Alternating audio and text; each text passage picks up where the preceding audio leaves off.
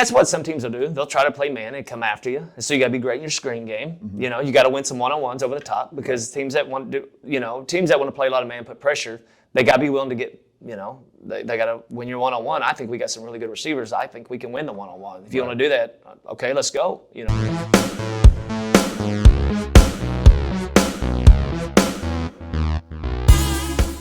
All right, Coach, how you doing? I'm good. I'm good. Thank you for doing this because we are always, intrigued by folks who we don't know very well that agreed to do this. So thank you for coming on the show. Yeah, you're welcome. I'm excited to do it. Let's have some fun. So you are the head coach, football coach at Walnut Grove High School in Prosper, Texas. Right? Yeah.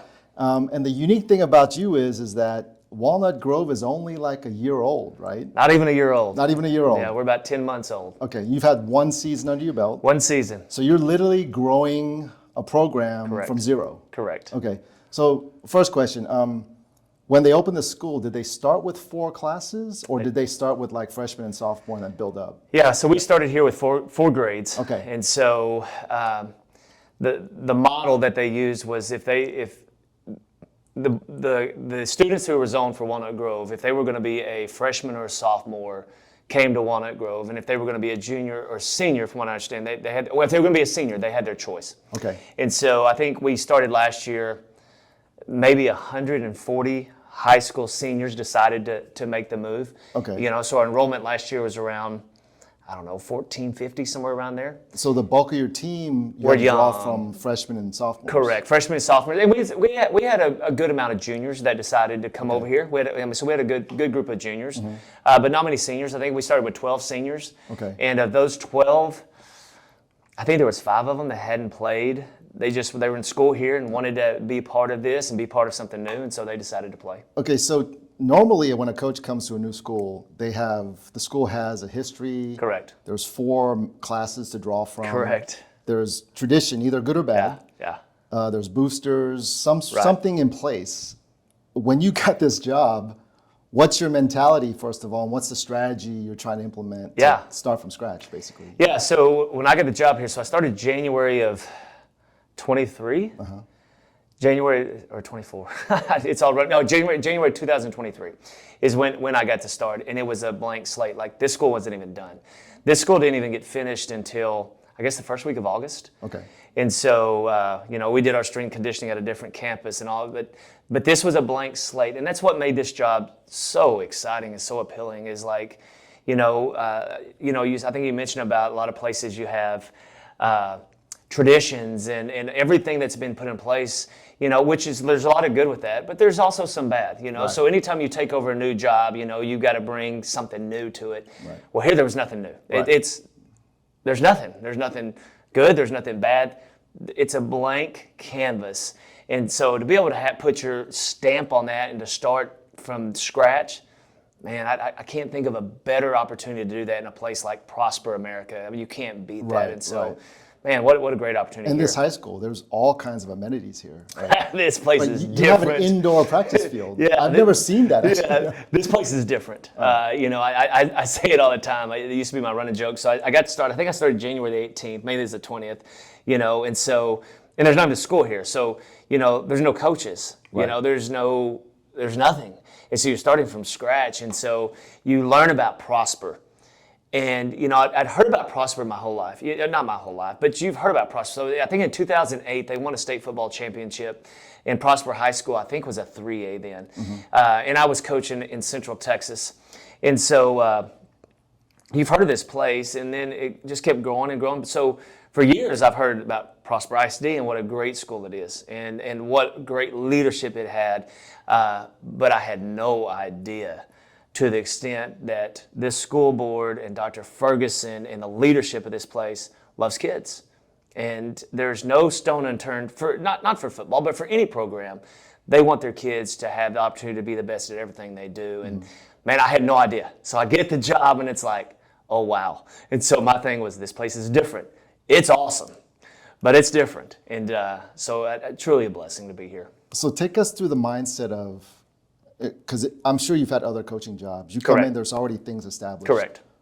What does it feel like, and what are you thinking when there's nothing and you're building everything? What is that process like? Yeah, so first of all, it's exciting, because even when you start a new job, so I've been fortunate to be the head football coach, to have an athletic director title at different school districts. And you have a plan. You always have a plan when you come in of who you want to be and what you want it to look like. But when you bring that plan in, you have some speed bumps along the way, because there are some things that are in place that a previous coach may have had, or previous coaches, or there's traditions in that school. And so you try to bring your own system, your own plans in place, but still be, understanding of some of the things that are put in place that are important to the school. Right. There's nothing here. So it's full tilt boogie, man. Here we go. Okay. Whatever your plan is, let's go. We got it. And there's nothing really to stand in the way. So it's a dream opportunity. So what was something that you had to put in place here that you didn't have to at your other jobs? So like at other places, like we believe that hard work pays off. That's our big thing, and we want young men that are going to be strong and courageous. And so you're branding all this kind of different stuff.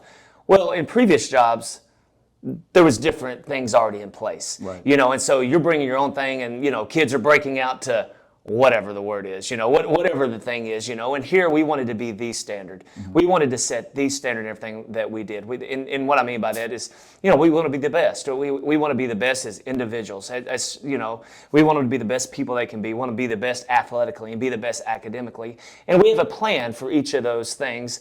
And what we bring is, when you say, hey, this is what we're going to do, they're like, yes, sir, let's go. Yeah. Because there's nothing else that would, that's what they know. There's nothing else in place. And so that's the thing that was so exciting about here is it was a fresh start. The walls are white walls.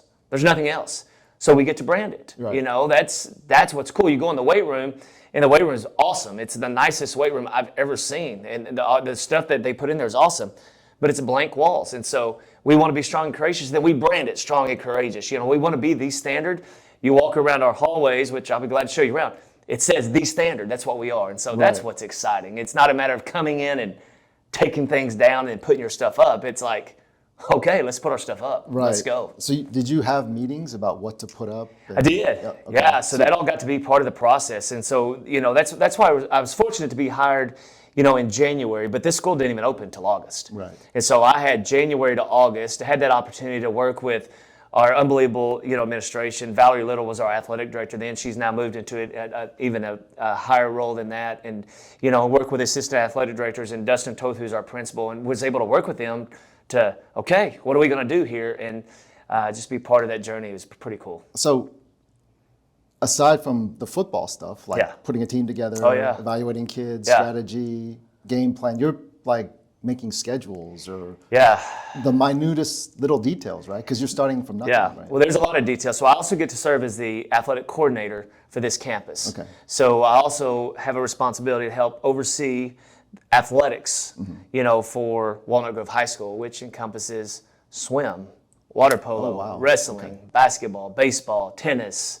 everything, golf, and so, so there's a big part of that. So part of the process is not only do you have to hire, a football staff and get the right pieces in place there, but we also got to hire, head coaches and their assistant coaches and all the pieces that go in place. And so it was quite an undertaking. Right. How are the kids coming in? They're at a new school. Yeah. They were probably, like you said, a lot of them came from a different school. Correct.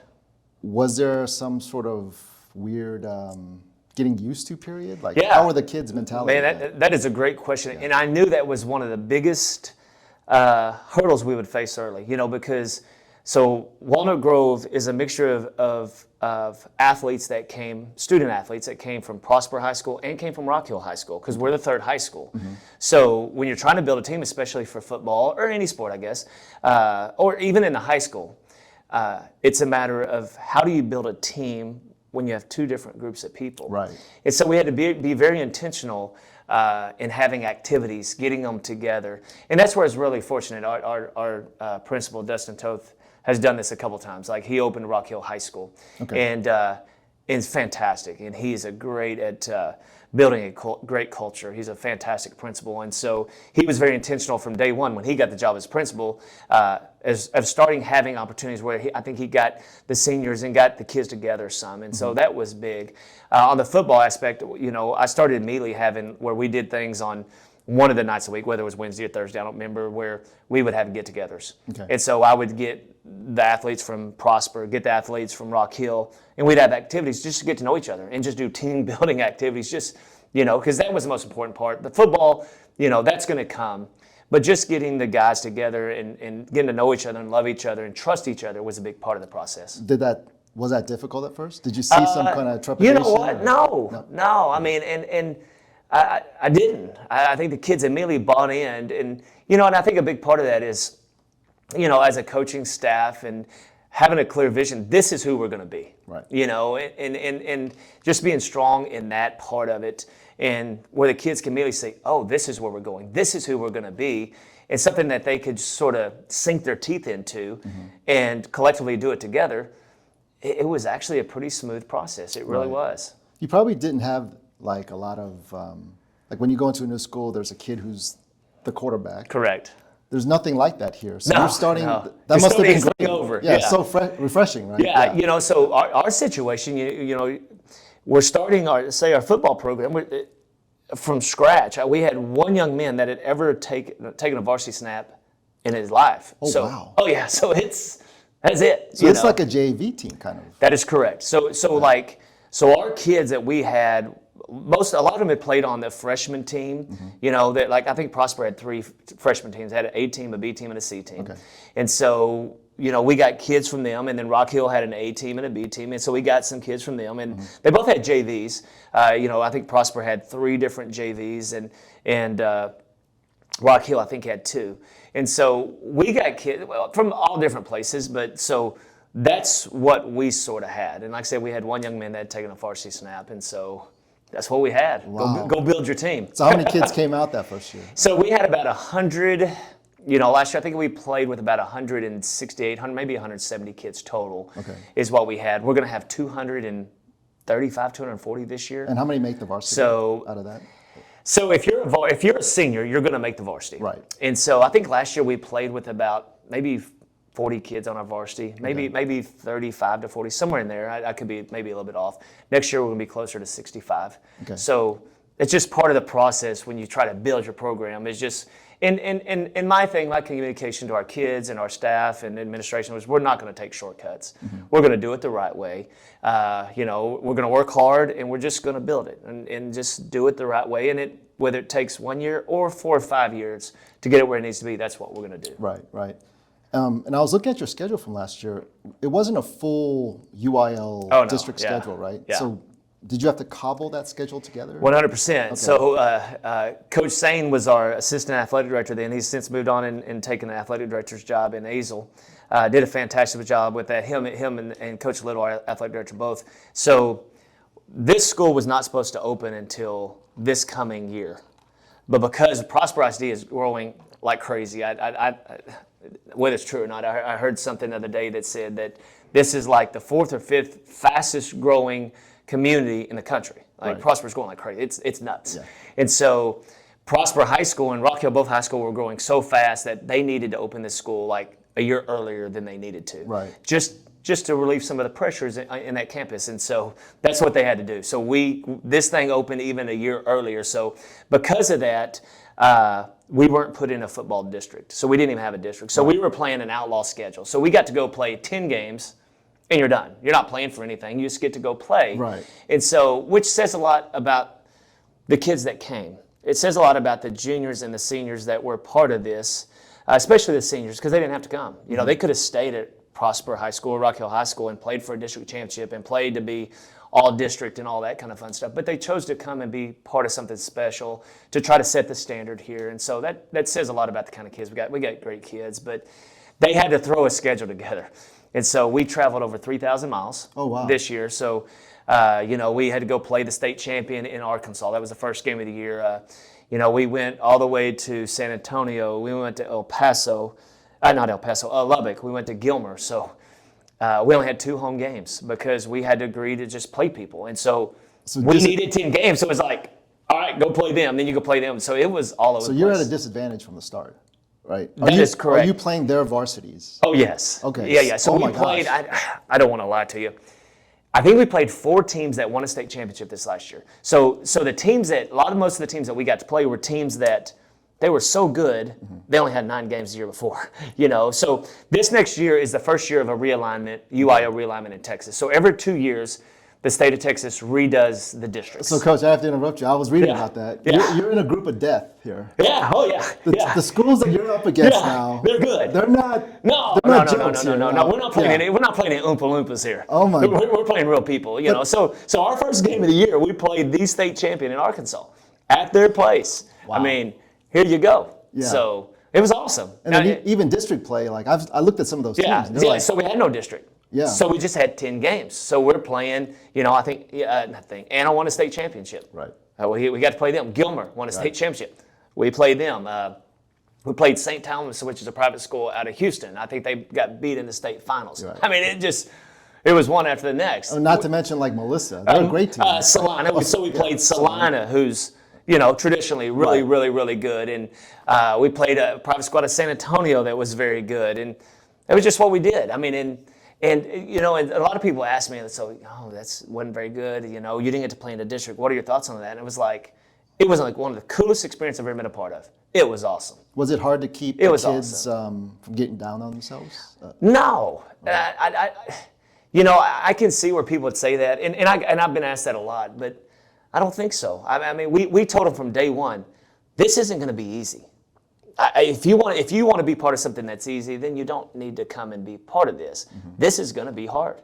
You're not going to be in a district. I'm sorry, guys, you don't have a chance to play for the playoffs. But our cell, the thing about us was, this is going to be one of the coolest things you're going to get to be a part of. Right. You're going to get to be in a charter bus and travel all the way to Arkansas, play their state champions, stay the night. It's like a college experience. We traveled 3,000 miles. It was funny. I had several of our seniors over at the house this last weekend, and my wife cooked dinner for them, and we're just sitting there just visiting, And one of them would say, Coach, I'm going to miss what we did last year. I'm going to miss getting in the bus and traveling again because it was a true college experience, and that's the way we made it. I mean, this is nobody else in the state of Texas did what we got to do. Right.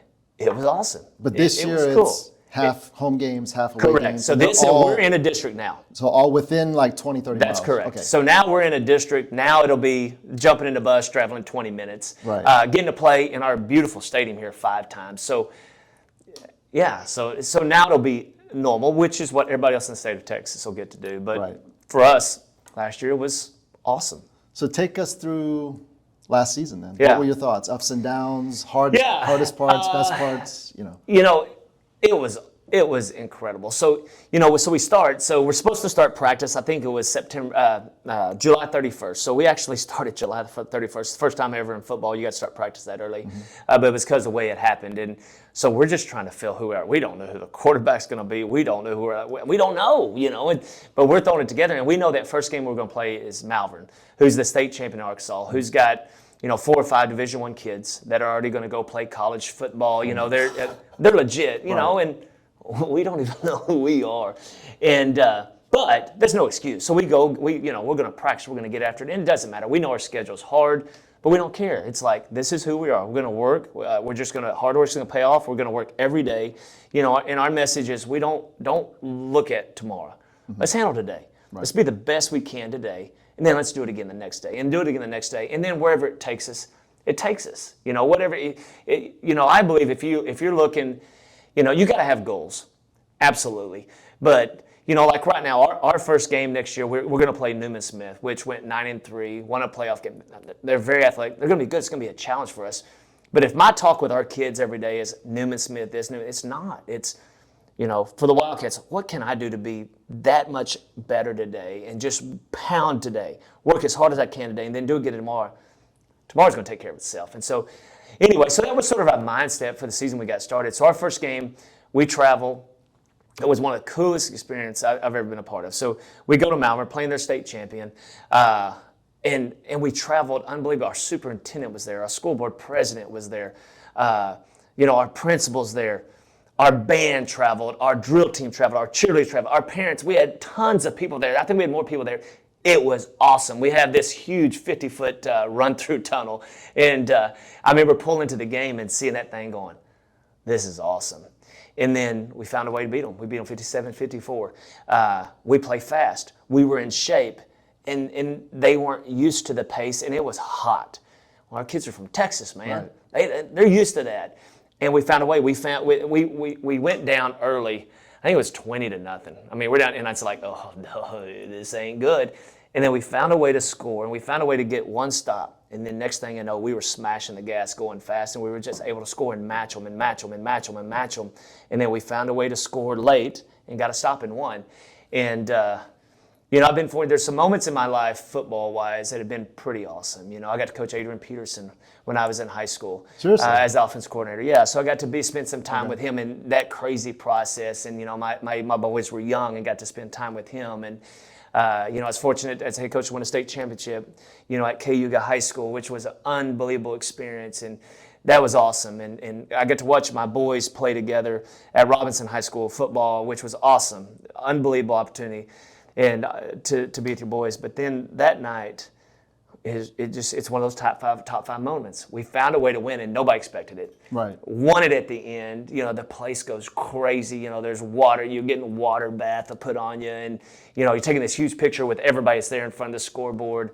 That was awesome, and it was one of those moments because you started, January 20th, working so hard to try to put this together and put coaches in place that'll love kids and get the best out of them, and doing the meetings, like I said, with both schools to try to merge them so they get to know each other and care for each other. And then in that moment to win that game, it's a top 5 moment. It was awesome. It was pretty incredible. And so that was a great start to the year. I mean, we were fortunate. They were better than us. It is what it is. It was a perfect storm.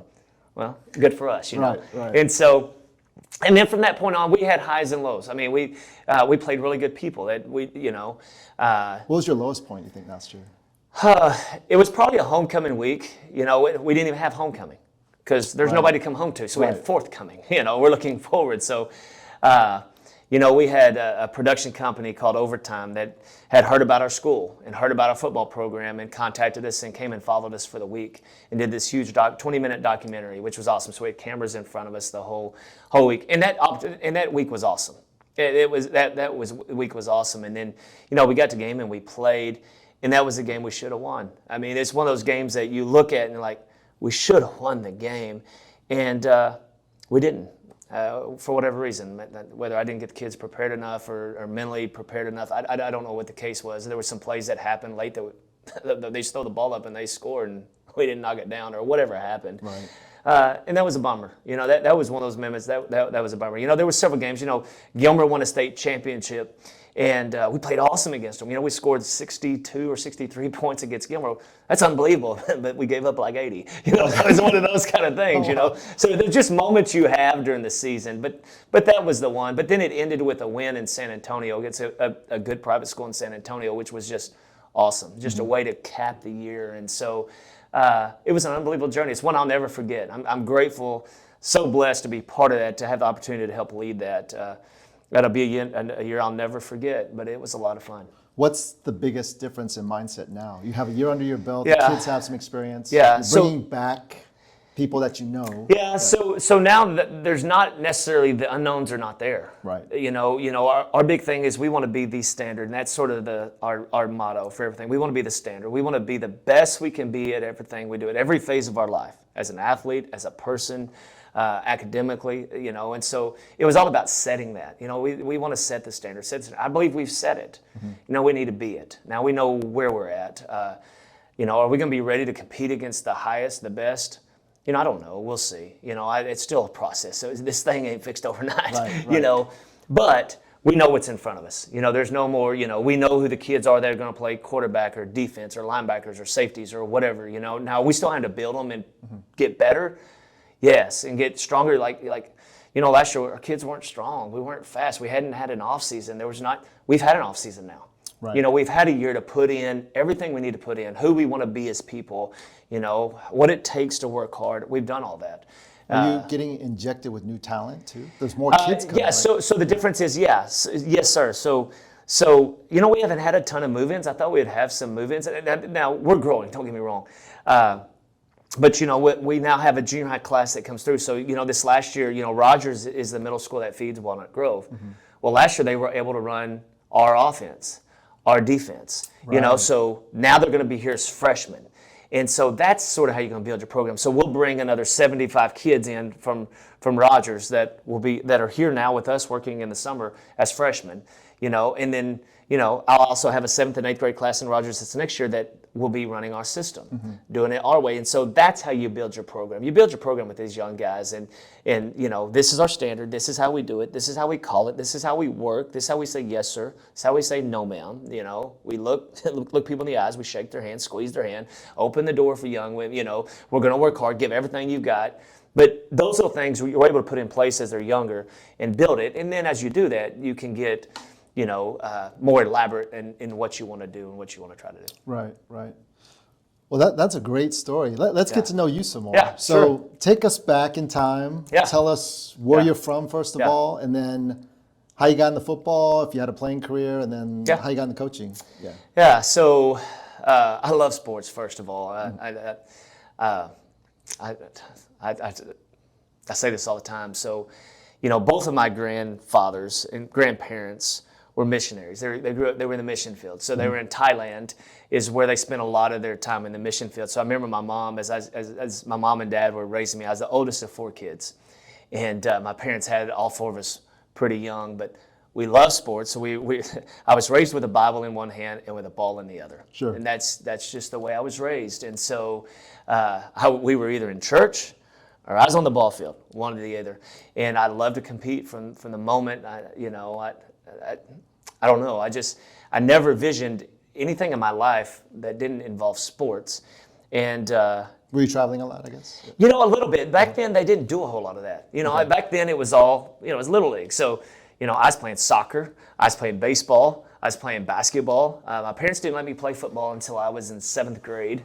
Maybe that was 6th grade. It was the first year I got to play. Okay. And so I didn't, but we played it all. That's just what we did. I get home from school and you run home, mom would have a snack for us and then you run out of the house and next thing you know, mom's screaming, Tommy, where are you at? It's dark. Get home. It's supper time, Right. But that's the way it was. Now I think now it's a little bit different. They go home and they're playing their video games or, so things are a little bit different. But, I remember when I was in high school, I knew I wanted to coach, and I wanted to teach math. Okay. Were you in the Dallas-Fort Worth? I wasn't. I was in So I was raised in Palestine, Texas. Okay. And so it's an East Texas town. So I was raised in East Texas, and like I said, I was the oldest of 4, and we were always on the ball field. Like I said, it's either church or the ball field, but I knew that's what I wanted to do. And I was a decent little athlete. I was at everything, but I wasn't a great athlete at anything. And so, I thought I was going to go play college ball I thought I'd go play college baseball. Okay. But when I got there, I was like, no, you're not near good enough. And so that's when so I'm going to coach and I'm going to teach. And so I went to Abilene Christian University. My wife was the first person I met on campus. I mean, we got there for... oh, wow. Yeah, so we got there for orientation. It's probably 3 weeks before school is going to start. And I remember I walked in and my uncle happened to know Amy as my wife and know her family. And I walked in and I remember she said, my uncle said, hey, that's the catch of ACU. Talking about me to my wife. And I'm embarrassed. I'm like, what are you doing? You lost your mind. And anyway, next thing you know, a couple months later, we're dating. We got married when we were juniors at Abilene Christian University, and she's an unbelievable coach's wife. And so we got married. I got my first job in Riesel, Texas, a little small school. Where is Riesel, Texas? Riesel, Texas is right outside of Waco. Okay. And so we were a little 2A school. I remember I coached football, basketball, baseball, track. You did it all, high school, junior high. But that's how it started out. No. Okay. I was just an assistant. And so. But also a teacher. And I taught math. Okay. And I loved math. I still remember when I was a kid, my mom, I remember even when I was little, sitting on my mom's lap, and mom, 2 + 2 is 4, and doing your multiplication. And so I always loved math, and I love sports, and so that's what I did. So I taught math, and I was a coach. And so I was there for about 3 years. How big is a two-way school back then? I think we had about 100. We probably had 100 kids in the high school. Maybe 180 kids in the high school. So about small. Less than 50 kids a class. That is correct. Okay. Yes. Less than 50 kids in a class, yes. And what year was this? So this was my first year to coach was in 1996. Okay. So I go for ACU, go to there, taught there for 3 years. Then I went to a bigger school. So then I went to a 3A school, Teague, Texas, which is in that same area. And there I got an offense coordinator job, which wasn't really an offense coordinator. I mean, they gave me a title as a head basketball coach and a head golf coach as well. Okay. So I did that. And then from there, the Palestine offensive coordinator job came open. Okay. They got a kid named Adrian Peterson. That's right. Who's going to be a junior. Are you responsible for him going to Oklahoma? So no, because don't blame me. I went to Texas, and he was supposed to come to be along. I'll tell you a story of that. Okay. I'm going to tell you that you're probably not going to like this story. You're probably not going to like Mike Brown when we get done with this one. So anyway, so I do. So I interviewed for the offensive coordinator job. I had no business getting it. I mean, Adrian Peterson. Of course, I don't really know who Adrian Peterson is at that point. So I interview for it and I don't get it. So fine, but I get a call. About 2 weeks later, and from the principal, he goes, "Hey, coach, I know that didn't work out, but our head basketball job is open. Would you be interested in coming and being our head basketball coach? And you can be a freshman football coach and be an assistant to the offensive coordinator." And I'm from Palestine. That's where I was raised. My dad had been mayor of Palestine for a couple years and stuff. And so it's going home. And I was like, yeah, let's go. And so I took the job. And anyway, after that first year, the offensive coordinator guy left. And the head coach came to me and said, "Tommy, you want to be our offensive coordinator?" And I'm like, let me think about this for a minute. We got the best player in the country. Yes, I do want to be the offensive coordinator. Now, was Adrian a freshman at this time? So Adrian was going to be when I got there, Adrian was going into his junior year. So when I got it, he was going to go to his senior year. So he's already famous. So you know what? He's not quite famous yet, but he's a stud. Mm-hmm. So he's a stud. So I still remember, because he never committed. And back then, you didn't commit till after your senior year. Right. Now it's. And so, and I got a pretty good story with that. So I become the offense coordinator. I wish I'd have been a better offense coordinator then. We'd probably been a better football team. Offense anyway, and we were pretty good. And I got a couple stories. I got all kinds of stories. So anyway, there was a time when the recruitment with Adrian, and I still remember USC was there. It was Pete Carroll was at USC. Larry Coker was the head coach at Miami, and Bob Stoops was the head coach at Oklahoma. And they're all sitting in my office area. Who's going to go see him first? It was nuts.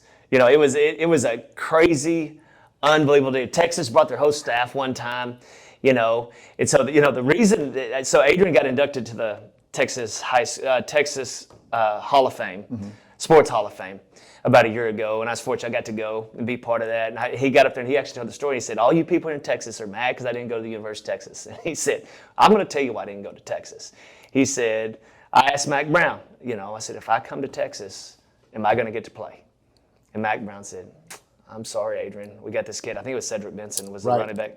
We got this running back named Cedric Benson, and Cedric was pretty good. Yeah, and he's gonna get to play. And so Adrian is like, "Okay, fine." And so I asked Bob Stoops, if I come to Oklahoma, I'm gonna play, and he was like, "Absolutely, you're gonna play." So he went to Oklahoma, and so the rest is history. So when you first saw Adrian for the first time, what was your first thought when you saw him on the field? So I'm young, so I'm kind of I've been coaching about 7 or 8 years.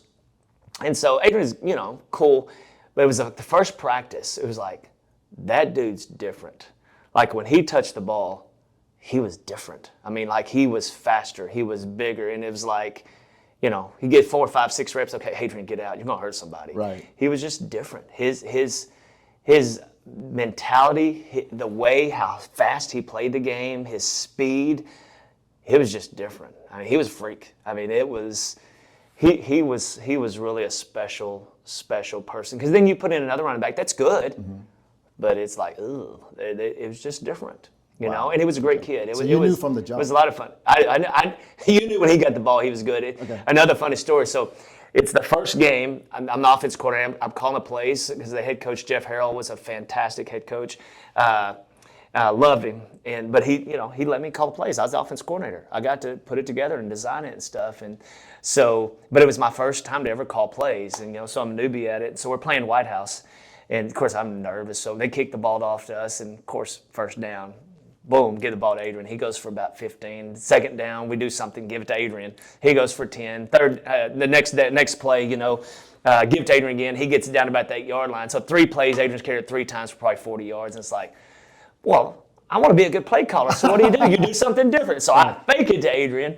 I roll out. We get sacked. So the next down is like drop back. We get sacked. And so it's like 3rd and goal. And I remember Coach Harrell coming up to me and said, Tommy, if you want to keep your job, you're going to give it to AD. And I was like, yes, sir.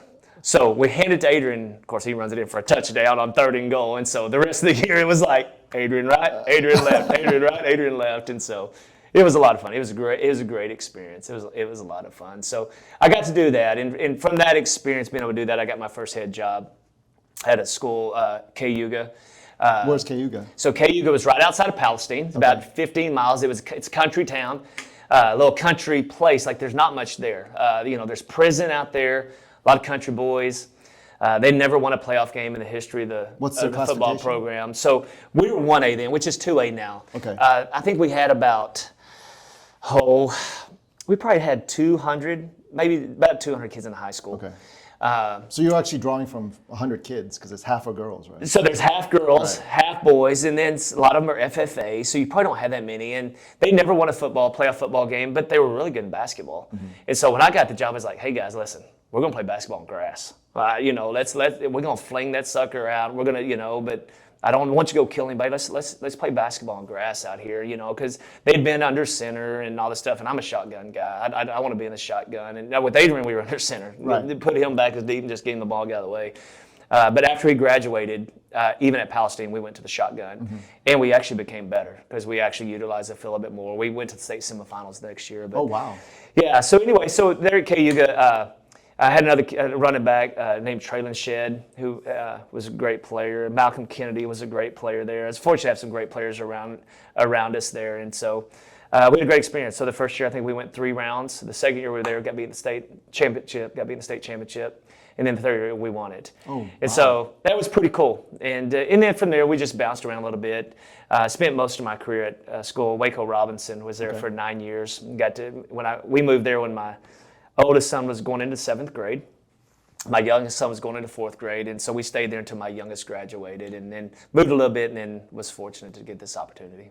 So you came from Waco Robinson. So I was at Waco Robinson. So actually I didn't. So I was there for 9 years. My youngest son graduated. I got an opportunity to go up to East Texas and to Hallsville. So I went up there and wasn't there quite a year. So when I got the job, COVID hit. Right. And so COVID, that whole, man, it is what it is. I forgot what happened during COVID. They shut down. There's no school. They shut down tons of stuff. So we had to forfeit 4 games. We didn't even get to play because I think we had a JV kid that had tested positive for COVID, so they shut us down for 3 weeks or so. So anyway, so we'd done that, and both of my boys had graduated from high school at that point, and both were still in the Waco area. And really, after COVID, really missed them a lot.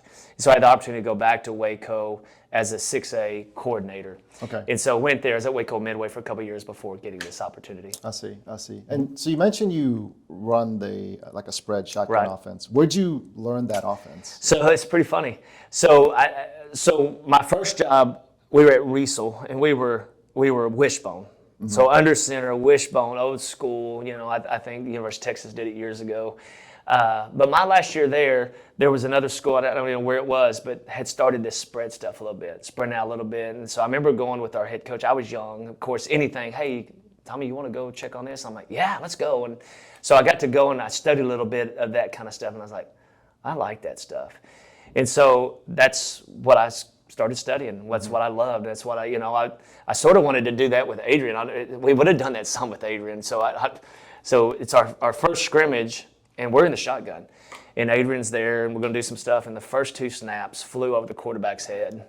And the head coach came to me, Jeff came and said, no, sir, get under center, hand him the ball. And so that's what we did. But theoretically, if you spread the field, there's less men in the box. 100%. Right? Yeah. See, you should be a coach. No. So that's what. So after Adrian graduated, that's what I've done for the last, I don't know, 17, 18 years, 16, 17, but that's what we do. And now that's what schools run predominantly now, right? A lot of them, most of the schools, a majority of the schools, that's what they run. Now there is a little bit of a trend of people going back to like the wing tee and some of these tight end base formation under center and misdirection in the backfield. There are some teams that do that. Okay. But a majority, if you watch teams on Friday nights and Saturdays, you're going to see teams in the shotgun that are trying to throw the ball quite a bit. Right, I mean, that's probably what you'll see more than anything. Right. What's your defensive philosophy then? Because you're more of offense. I spend most of the time on offense. I've spent a lot more time defensively this year as we try to get this thing going. But defensively, I like to be aggressive. I'm an aggressive-minded guy. I don't like to punt. Right. Are you going down on fourth down a lot? A lot of yeah. Okay. I mean, it's like the good Lord gives us fourth down. To get a first down, let's use them, man. And so I don't like to punt. So I'm the same defensively. I want to be aggressive. Let's bring pressure. So we try to be multiple. We try to give lots of different looks, bring different pressures, try to confuse the quarterback. Right. So that's what we try to do. So if you're the punter on the team, he's not playing a lot? No, he's not. Because usually I make our quarterbacks the punter because if we punt it, I just want the quarterback do it. But I always want people to think we may go for it on fourth down. There might be a fake play. Always. And so. I want teams that we play to know that we could always go for it. I mean, and we will. I mean, there's more times than not that on fourth down we're gonna go for it. What's the furthest behind the 50-yard line you went for it? I know when I was in Robinson, we'd be on the 30. We'd still go for it. I mean, wow. Oh yeah. I mean, people were screaming at you at the time. Well, we got a first down. Okay. And so they were like, "He's a genius." Now there's been times I've done it, and they're like, "That man's an idiot," So. But, I would say if you look at the numbers, we've been way more effective getting it than not. Right. And so and it's also mentally. It's all a feel. And it's for the kids. We want them to have confidence that, hey, there's a reason they get 4 downs. I mean, we're running the play to get something positive from it. So, we're not running this play to think somebody's going to stop us. We're running to get a first down. And so that's our mentality. And so. And when you make that fourth down, it hurts the other team. Absolutely. Their mojo's down, and they know they're going to have to defend 4 downs as well. Right. Now, the flip side of that is when you don't get it and you give them a short field, and then your defense coordinator is like, "What are you doing, coach?" So, there's 2 ways to think about it. Do you call plays right now, or do you have an offensive coordinator? Okay. I do. And I've got an offensive coordinator, Tyler Chronister. So Tyler Chronister is our offensive coordinator. Tyrell Leonard's our defense coordinator. Those are the first 2 guys I got to hire, and they're phenomenal men. Love those men. They've helped us build the standard here, and so I got to hire them early. So they started with me in March of a year ago, and phenomenal guys. And Tyler is a offensive coordinator in Oklahoma where they'd won a state championship. He's phenomenal, and in fact, he's done a lot of this spring. He's taken a bulk of it as I've tried to work with Coach Leonard, and we try to get the defense going a little bit. But they're 2 phenomenal men. I couldn't ask for 2 better guys to help me lead this thing. Right. So right now is the off season. Correct. Tell us what your day's like now, and then what your day's like when the season's happening. Yeah. So we have about 750 kids that are coming through. We call this the WAC, the Wildcat Athletic Center. Okay. And so so for the football part, we have different phases. So we have 3 phases. So our first phase of off season. We have our second phase where we're still working, getting bigger, faster, stronger, but we incorporate football. The third phase is our summer phase. And so that's where we're still going to do some football. We're still continuing to get bigger, faster, stronger, but we're also sort of getting ready for the season. But so like right now, so Monday through Thursday, we have our high school, all of our high school athletes, whether it's girls, boys, we start at 7 a.m. So we do a strength and conditioning program for them. So from 7 to 9, those kids come through here and we're doing training, strength training, speed training, and we're just trying to make them better athletes. When are you in the office? I usually get here about 6 a.m. Okay. So I'll get here about 6 a.m. in the morning during this time of year. So I'll get here about 6. From 7 to 9, we're doing that. From 9 to 10, we do football skills with our high school kids. So from 9 to 10, we're doing football. So the state of Texas allows us to do that for an hour. So we get to train our kids for football. How many days do you get? We do it all summer, Monday through Thursday. So they give you that whole summer? They do. Okay. All right. They do. We give the kids July 4th off, that week off. So they take that week off, get away, and get their minds, whatever. And my philosophy may be a little bit different than some coaches. If they're going on vacation, go. Y'all going to the beach, go. Have fun. Just let us know. Let us know where you're at. Great. The kids, we have a lot of kids that play baseball as well. They got baseball games. Go. Hope you do great. Let me know how you played. So that's sort of our mindset with that. So anyway, so we'll do football from from 9 to 10. But at 9:30, all of our junior high athletes show up. Okay. So we'll have another 200. So we'll have about 250, I don't know, 250 high school kids that show up. And then at 9:30, we'll have another 240, 250 junior high athletes that show up. And so we're doing street training with them. They do that from 9:30 to 11. At 10 o'clock, we have our first, we call it our fundamentals camp. And so we do strength and conditioning. It's just being active with kids, with our first graders through sixth graders. Okay. And we do that with them for an hour. There's another 250 of them. So that's typical. So we'll do that. Everybody's gone by 11.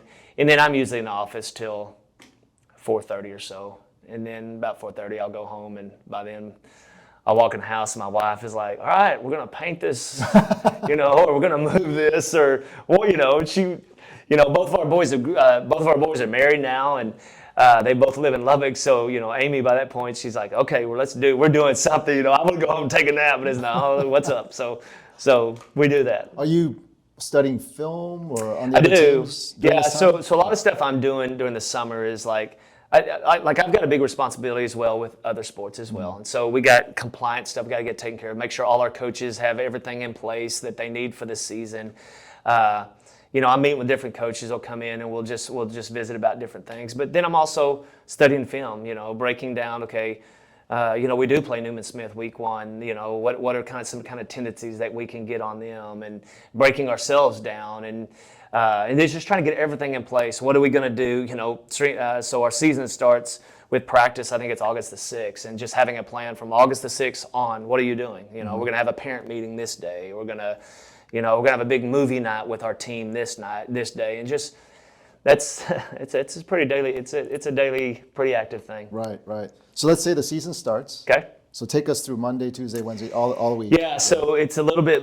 It's pretty busy in the summer, but you get through it. It's different. So then when we start in the season, so especially when school starts, we practice in the morning. Okay. So usually I'll be in the office at probably 5:30, 5:15 in the morning.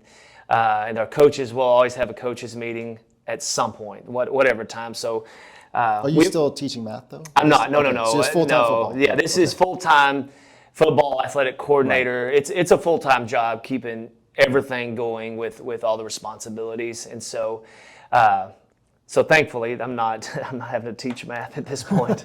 I would probably be a bad teacher there at this point. In fact, my mom would probably be disappointed with my 12 times 12. I know it's still 144, but beyond that, I may be out of luck. There you go. But yeah, so we come in early, but we start practice early with our JV and our varsity. Okay. So we probably start practice around 7 a.m. So our coaching staff will be here an hour early. So they'll be here at 6. I'll meet with the coaches, with our coaching varsity football coach staff. We'll meet about 15 minutes. We'll talk about what's the plan of the day, what's our tempo going to be like, what's our focus going to be, here's some things from the day before we need to work on, here's some things that were good, here's some things that were bad. What's a Monday practice like? So Monday practice will be about a 2-hour practice. Is it and pads? It's a lot of teaching. Yeah, we'll wear pads. Okay. We'll wear shoulder pads, shorts, probably shoulder pads and shorts, okay. But it's a lot of teaching. So not a lot of hitting and stuff? Not a lot of hitting. Okay. A bulk of our hitting, and I'm not old school. So, I remember back in the day when I played and when I first started coaching, it was like, you line up blood alley, man. We're going to put 2 guys here in a ball carrier and hammer each other and go kill them, and everybody goes crazy. And no water. Yeah, no water, none of that kind of stuff. If there was water, there's this metal tube, and there's water, like a water hose that goes to it, and the water comes out, and it's 150 degrees, right. Yeah, them days are over, so... I don't think teams do a whole lot of just trying to kill each other anymore. Right. We don't do that. I mean, we teach them how to tackle fundamentally. We'll spend time doing that kind of stuff, but we won't do a whole lot of that stuff. Our heaviest hitting day will be on a Tuesday. Okay. And so that'll be our heaviest day. And then Wednesday, we're just sort of cleaning everything up. But we practice in the mornings. We bring our freshmen in, and they practice in the afternoons. And so usually I get our coaching staff out of here by, I guess, 5:30. When do you put in the game plan for? That's done. Yeah, so that's done on Saturdays and Sundays. Oh. So we'll have a Friday night game. So our junior highs play on Tuesday. So we'll go watch our junior highs play a little bit. Our sub-varsities play on Thursday night. So we all coach our sub-varsities, because we'll have 2 freshman teams this next year. We'll have 2 JVs this next year, and we'll have a varsity. And so we'll have them on Thursday nights. Varsity games on Friday. Coaches will be back in the office at 8 a.m. on Saturday morning, and we're breaking down film from the previous game, doing all that stuff, and then we'll kick on who's the next team. And we'll do that to about 1 p.m., then I'll send the guys home, and then the next day the guys will, Sunday, guys go to church, do whatever, eat lunch with their family, and we're in here at noon, 1 o'clock, and we'll be here till probably about 6 p.m. But that's all game planning, putting the game plan in, what practices are going to look like. You put the plan in on Sunday, it's done. And that way on Monday it's like, let's go. So you're teaching the game plan on Monday? Correct. Okay. That's right. All right. And then Tuesday and Wednesday you're just refining That's it? right. Okay. That's so what right. happens on Thursday then? So Thursday it's just dry runs. We'll do dry runs. We'll make sure everything's set, walkthroughs, make talk, maybe pull up the film again, show a film again, and hey, look, here's this alignment. What are you thinking? This is what's going on. What are you thinking? Hey, it's 3rd and long. What play do you think we're going to run? And just make sure all that stuff is played. As soon as we get on we get inside the 10-yard line, having those kids know that this, and this is coming. And it's all, and we got smart kids. That's one thing that makes it special here. We got really smart kids here, and they adapt pretty quickly. Take us through Friday then, game day. Yeah. So Fridays, man. So we do a breakfast every Friday morning with our kids. So our Bush Club's awesome. So we do a Friday morning breakfast with the kids. Kids will come in, not too early. We let them sleep in on Fridays. And so we have first period athletics, which is cool. So our athletic periods is in the morning. So, and we don't even start class here to 8:45. Okay. So kids will come in around 8:30 and we'll eat breakfast and together, and then we'll just do a walkthrough. We'll have meetings, walk through. Are we all set? Special teams is good. If so-and-so gets hurt, you fill in here. Into the game situation. We'll do all that kind of stuff. And then just go through the day. And then as soon as school's out, it's just mental preparation. We're getting dressed. We're getting wrapped with the trainer. We're doing, we'll get in front of the video board probably one more time. And then let's go play. Okay, so it's game time. Okay. Right, so away games, obviously you load everybody on the Correct. bus and you go. Yes, right?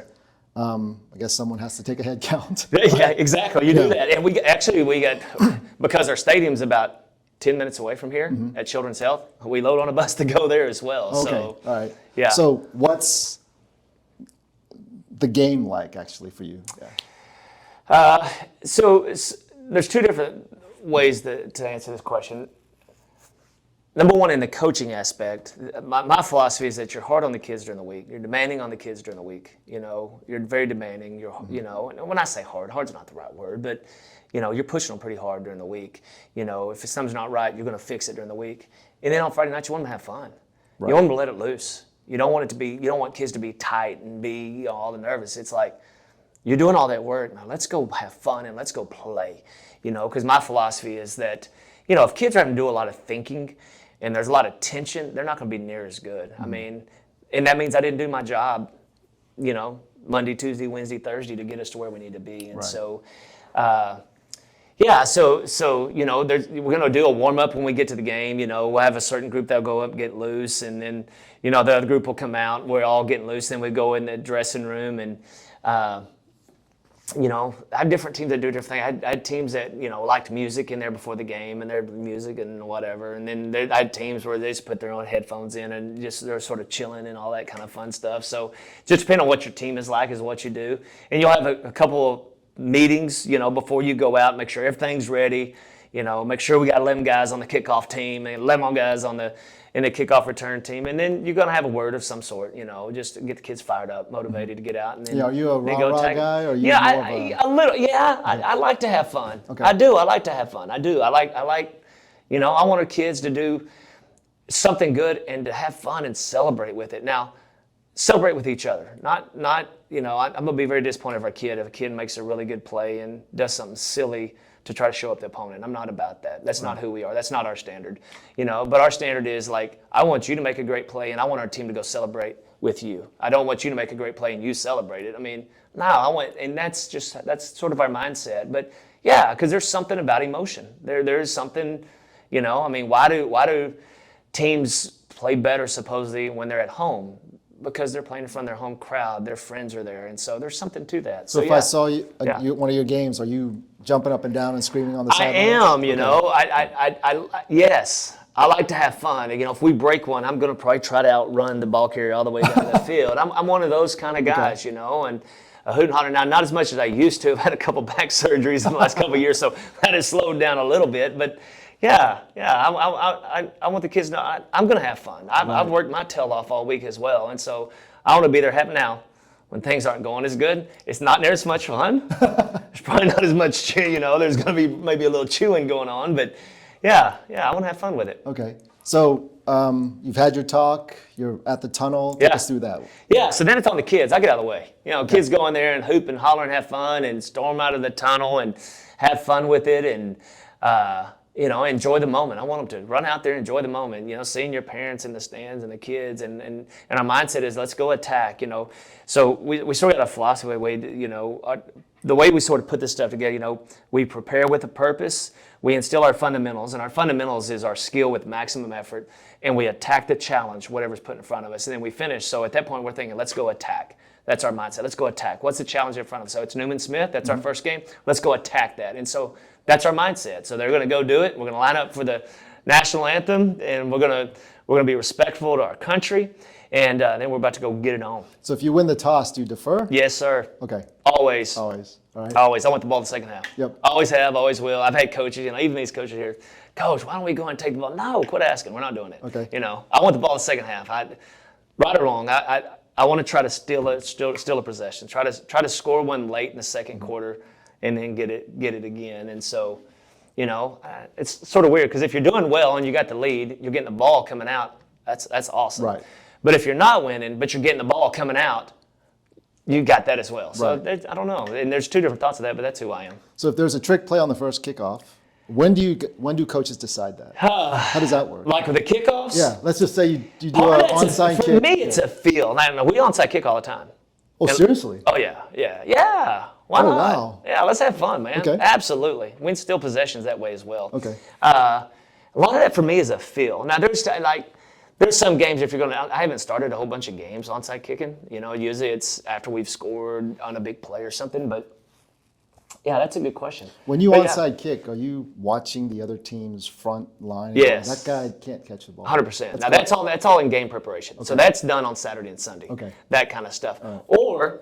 So that's number one. Number two, or it's just a feel. You just get a feel. It's like you get an unction. I remember when I was in Waco all those years, we had a preacher there, and he used the word unction. I just had an unction. It's like, what is an unction? It's just, you just get this feeling. So every once in a while I get an unction, and it's like, let's go do it. That's awesome. Yeah. Okay.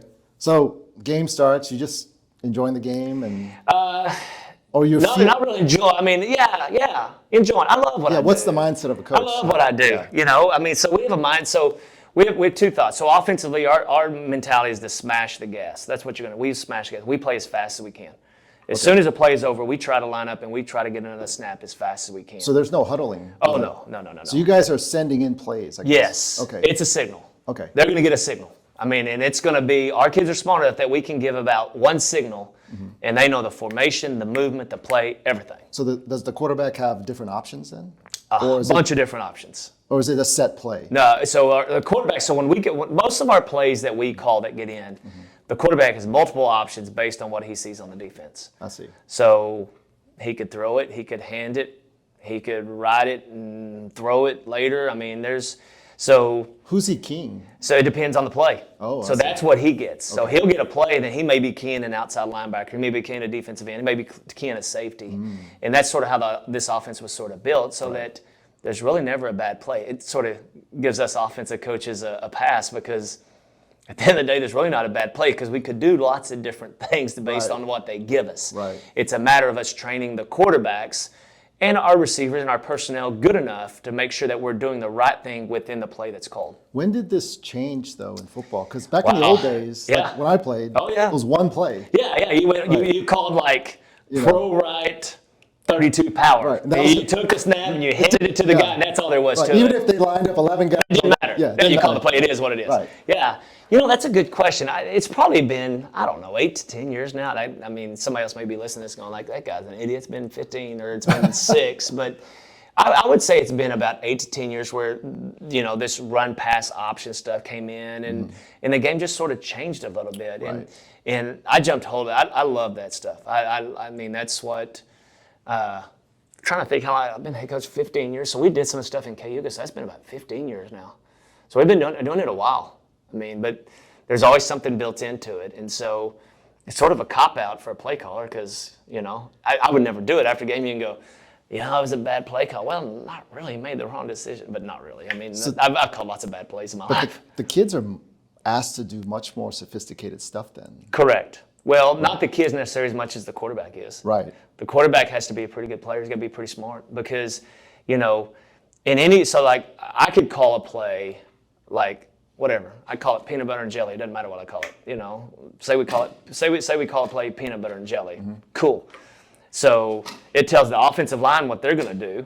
Right. It tells the receivers what they're going to do. So the offensive line may be blocking some kind of a zone scheme. The receivers may be running some kind of pass concepts.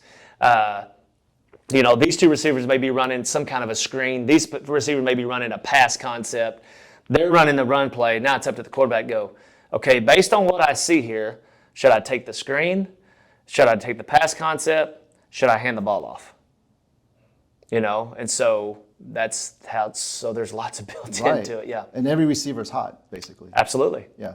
100%. And that's what makes the offense hopefully decent. So if you're on defense, how do you counteract this? Hopefully you don't. Hopefully you struggle with that. So you got to be pretty, or you send too much pressure for the You could, and and that's what some teams will do. They'll try to play man and come after you. And so you got to be great in your screen game. Mm-hmm. You got to win some one-on-ones over the top because teams that want to play a lot of man, put pressure.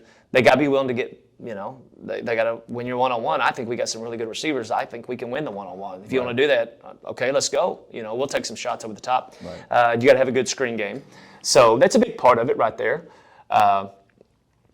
Yeah, so defensively, it's mainly most defenses just got to line up and be sound. Mm-hmm. Just play sound and let the offense mess it up. And at the end of the day, these people we play, there's some good football players, man. It makes me sick. I'll be looking on Twitter and it's like, like we're playing Melissa.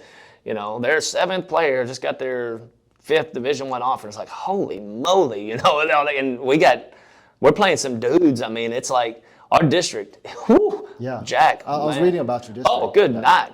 Man, that's ridiculous. That's ridiculous. Let's go. That's our mindset. Let's go. Yeah. All right. We're going to play them. Let's go play them, and don't be scared about it. But, yeah. Have you been involved with a kid getting recruited to college? What's that like? So I was fortunately I got to be part Adrian, of it. Right. Adrian was part of it, But he's different. Like, what's the average kid? He's special. Yeah. What's the average kid going to college look like? Yeah. So I have, and I've been fortunate. And here I'm fortunate to have great people around me. So Joshua Davenport, we call him Double G for Gain Ground. That was his nickname. I don't know why. He's awesome, and he's our recruiting coordinator. So he coaches our running backs. He's fantastic at that, and he's a great recruiting coordinator. He's built our own website, which is one of the best I've ever seen, to get the information out to any coach that he needs to. He communicates with the coaches. He has parent meetings in here with any kid that wants to play college football. He meets with the parents and the kid, and is very realistic with them. And our district is so awesome. We have a gentleman, Mike Coker, that his job, he has multiple jobs, but one of them is just recruiting to help our parents in that process as well. And so, at the end of the day, you got to be decent. If Tommy wanted to go and say, I'm going to play at Oklahoma, they'd look at me and go, yeah, too slow, whatever the case may be. You got to be good enough to play. Right. But at Walnut Grove, at Prosper ISD, if you have the ability to play, you're going to have that chance. How much influence do you have with which school the kid picks? Hopefully none. Hopefully none, because we want it to be on the decision of the parents and the kids. Now, if I know the people, if I know the coaches, like there's several places I know the college coaches, I can really help there, and I can help. Is this a good fit? Yeah or no? And I'm glad to do that. Other than that, we want to be a resource for our kids, and we want to be a positive resource for them. But at the end of the day, that's their decision. Right. So, what's your when you play a new team? Are you changing your game plan for that team, or are you just saying you got to stop us? Our mentality and what we preach is you're going to have to stop us. Okay. But depending on what they do, what you do within your offense is for some teams is better than some of the other stuff, and that's why you have a menu of stuff that you do. Like our offensively, you can see over here some of the stuff that we've got. You have a menu of stuff we do. Well, for this team, this menu may be better than this team base. This team may have a really good defensive line, and we're going to struggle blocking them. So we may need to do some things a little bit different. But this team may be great in the secondary. So whatever the case may be. Now, who you are doesn't change. Right. You know, your presentation of it may change a little bit, but that may change a little bit. Do you face any weird offenses like a wing T or option? Yeah. Or, so, of course, it just depends year to year. You know, there's been years we've seen several, you know, the slot T. You know, the slot T became the big thing, especially when I was in Central Texas. A lot of teams ran the slot T. Okay. But some teams run the wing T. They still run the wing T? Oh, yeah, it came back. Oh, yeah. Really? Yeah, so it's cyclical, man, I'm telling you. So some of that's coming back, you know. Why? Well, here's why. Because so many teams started doing the spread stuff. Right. Well, these teams wanted to be different because, so what are teams trying to work on defending? Well, they're trying to defend spread. Right. Well, then some of these coaches are pretty smart and go, okay, well, we're going to be wing T because you're not prepared for that. We're the only wing T team you play. So you're working on these other 9 spread teams. We're the only wing T. They think it gives them an advantage. Right. So some of them do that. Okay. I don't think we're playing any of the teams this year that doing that stuff. Now, there's a lot of teams that run wing T concepts in the spread, you know, formation, you know, but but we do see that some. Okay, awesome. So you've been coaching for 29 years. 29 years, right? 29 years. If I or anyone you meet wants to get into coaching, what are your tips and advice for that person? Number one, you better love kids.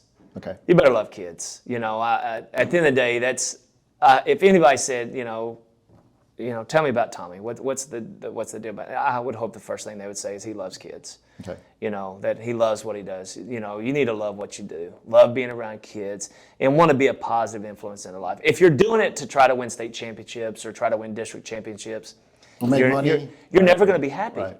I let's be honest, you're never going to be happy. I told you I was fortunate, you know, in 2009 to win a state championship as a head coach.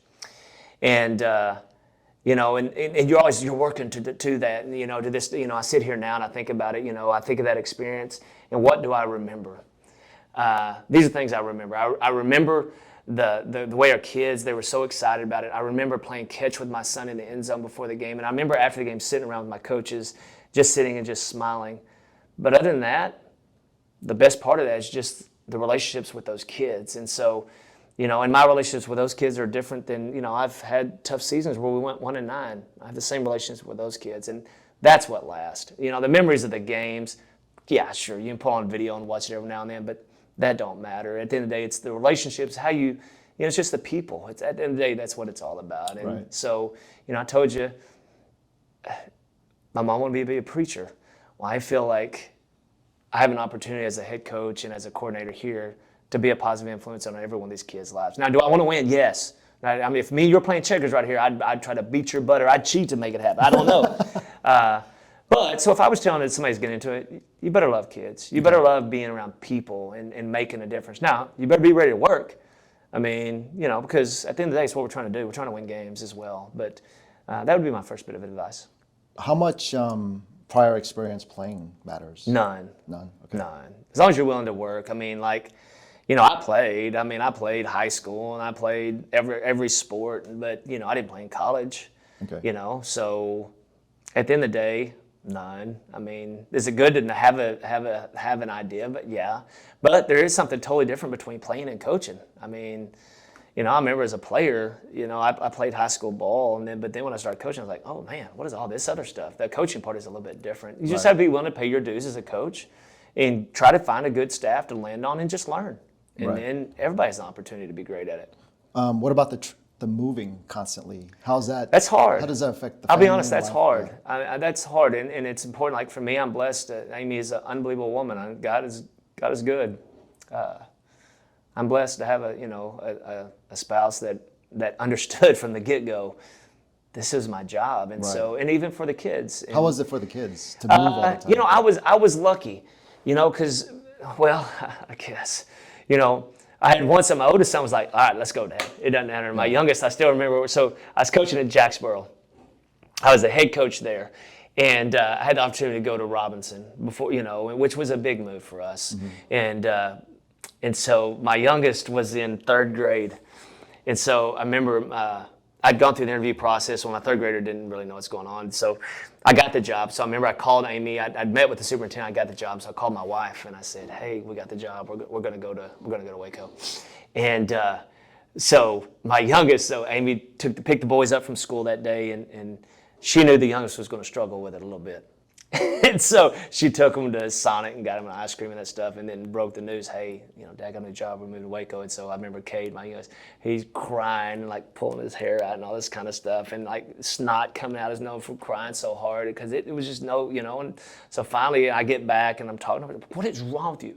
It's like, Dad, I got 9 girlfriends here and I don't want to, So anyway, did he adapt? Yes. Did he have great experience? Yes. But is it hard sometimes?